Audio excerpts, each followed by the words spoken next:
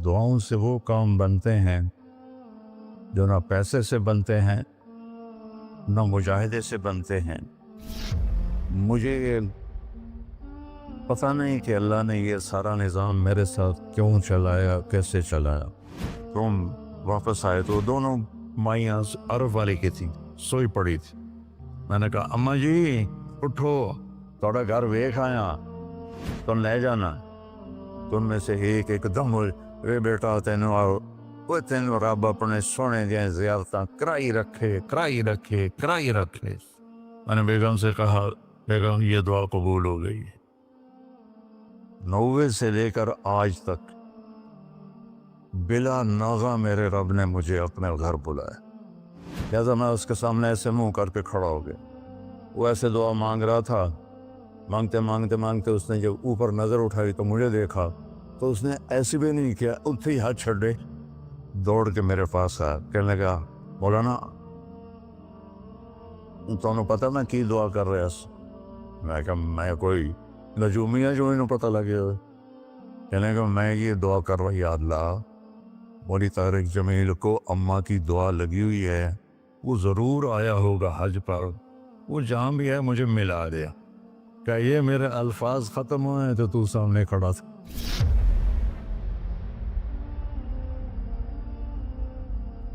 दुआओं से वो काम बनते हैं जो ना पैसे से बनते हैं ना मुजाहिदे से बनते हैं। मुझे पता नहीं कि अल्लाह ने ये सारा निज़ाम मेरे साथ क्यों चलाया, कैसे चलाया।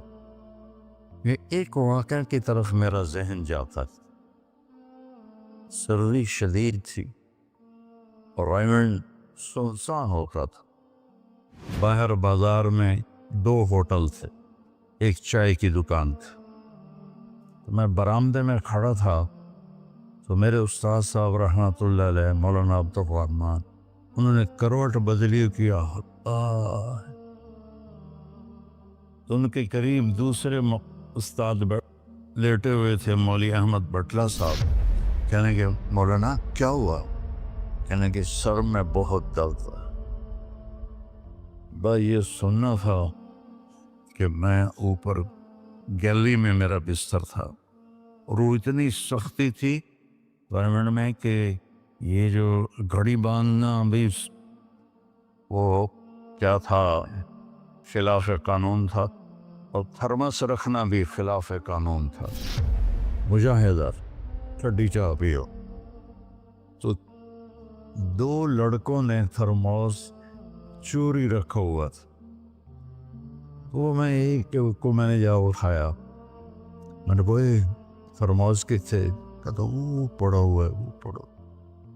तो मैंने उससे उठाया, बगल में डाला और मैंने बाजार की दौड़ लगा दी।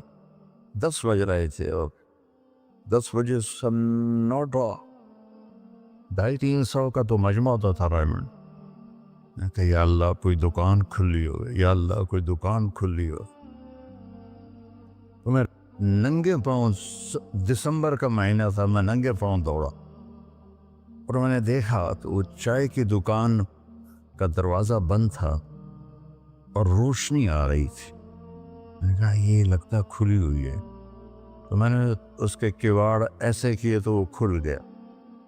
तो आगे वो दुकान वाला, उसका नाम था अनवर मुल्तानी रहमतुल्लाह। ये मैं आपको बता रहा हूँ 73-74 की बात। तो वो बैठा हुआ था।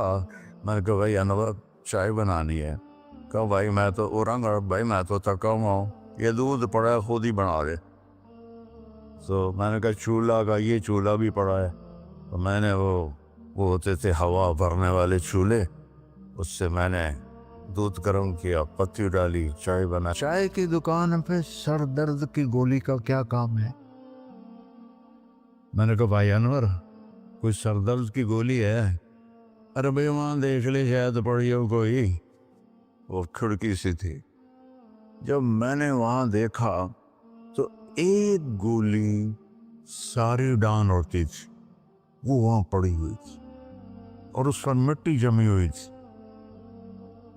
जब अल्लाह कुछ देना चाहता है میں نے وہ گولی اٹھائی، وہ پھر دوڑ لگائی ننگے پاؤں، اور مولانا رحمہ اللہ فوت ہو گئے، سر پر رضائی لے کے لیٹے ہوئے تھے، تو میں نے ایسے پاؤں دبائے، تو انہوں نے رضائی اٹھا کر، ہاں کیا بات ہے؟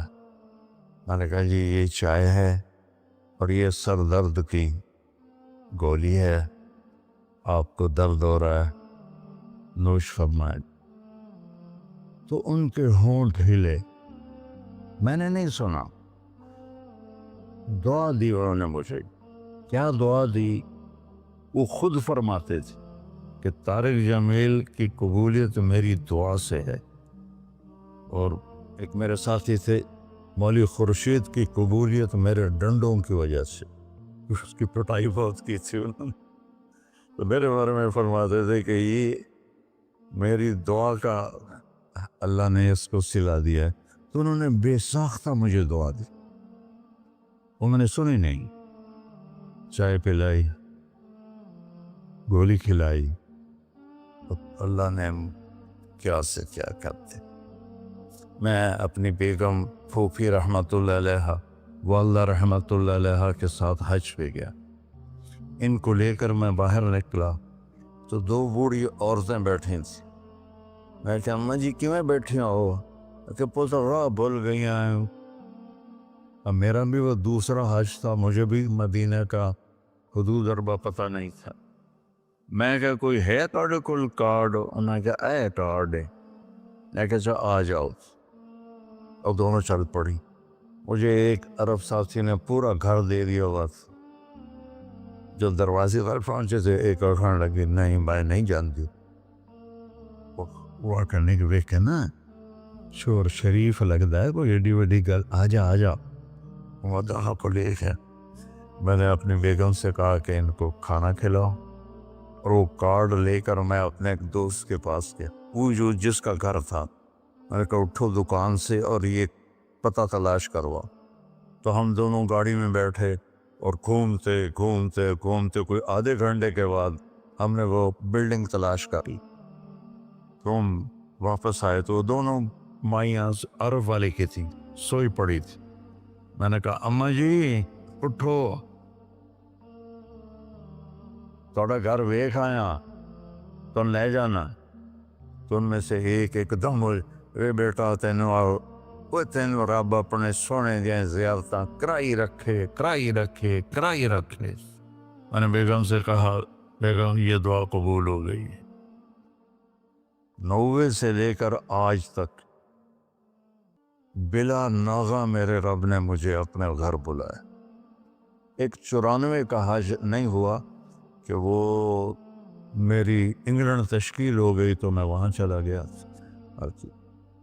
پے در پے حج عمرہ حج عمرہ حج عمرہ حج عمرہ۔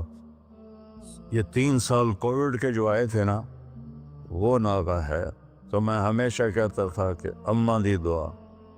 اب ایک مزیدار قصہ سنا کے پھر نماز پڑھنی میں طواف کر رہا تھا، تو میری نظر پڑی جواد وسیم پر، وہ مقام ابراہیم پر نفل پڑھ کے نا بیٹھ کے دعا مانگ رہا تھا۔ تو میں وہاں کھڑا ہو گیا، میرے ساتھی نے کہا طواف پورا کرنا بھی ہے، میں کہا پتہ نہیں اٹھ کے کتنے چلا جاوے، لہٰذا میں اس کے سامنے ایسے منہ کر کے کھڑا ہو گیا۔ وہ ایسے دعا مانگ رہا تھا، مانگتے اس نے جب اوپر نظر اٹھائی تو مجھے دیکھا، تو اس نے ایسے بھی نہیں کیا، اتھے ہی ہاتھ چھڑے دوڑ کے میرے پاس آیا، کہنے لگا مولانا تمہیں پتہ میں کی دعا کر رہا ہوں؟ میں کہا میں کوئی نجومی ہے جو انہوں پتہ لگے ہوئے؟ کہنے لگا میں یہ دعا کر رہا، یا اللہ مولوی طارق جمیل کو اماں کی دعا لگی ہوئی ہے، وہ ضرور آیا ہوگا حج پر، وہ جہاں بھی ہے مجھے ملا دیا۔ کہ یہ میرے الفاظ ختم ہوئے تو تو سامنے کھڑا تھا۔ تو اس میں آپ کو دعائیں ملیں گی بڑی زبردست۔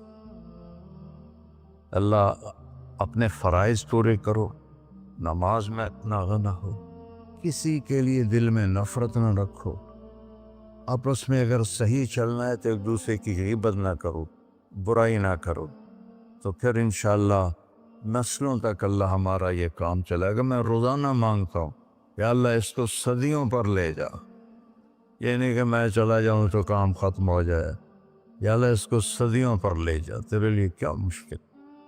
تو میں آپ سب کا شکر گزار ہوں، اور یہ جو انہوں نے اتنا خوبصورت انتظام کیا ہے اس پر بھی انتظام والوں کا بڑا شکر گزار ہوں۔ پتہ ہے اس بستی کا نام کیا تھا پرانا؟ ڈل لالا۔ ڈل کہتے ہیں اس کنویں کو جس میں پانی نہ ہو، اس کو ڈل کہتے ہیں۔ تو یہاں پہلے آبادی نہیں تھی۔ 1945 میں ہمارا گاؤں ہے وہ ادھر حسین پراڑی والا، وہ 300-400 سال پرانا گاؤں ہے۔ تو جیسے برادریوں میں ہو جاتی ہے خبر، تو وہ کچھ ہوا ہوگا ہماری تو پیدائش سے پہلے۔ تو میرے تایا رحمۃ اللہ علیہ میاں حق نواز، انہوں نے آ کر یہاں گھر بنایا۔ اس وقت اس سے 50,000 روپیہ خرچ کیا تھا۔ تو 1948 میں پھر ان کے چھوٹے بھائی تھے میرے والد، انہوں نے آ کے گھر بنا لیا۔ تو اس گاؤں کی ابتدا ہوئی اور بسم اللہ ہوئی۔ تو اللہ تعالیٰ اسے آباد رکھے، اس چھوٹے سے گاؤں سے اس میں یہ رونقیں لگی رہیں۔ آپ کے تعاون کا، ان مستورات کا، ان بچیوں کا، آپ کا سب کا انتہائی شکر گزار ہوں۔ آپ اپنے اس کو جاری رکھیں۔ میں اجازت چاہتا ہوں کیونکہ مجھے فیصل آباد نکلنا ہے۔ اللہ بہت برکت دے، آپ سب کو قبول فرمائے۔ السلام علیکم۔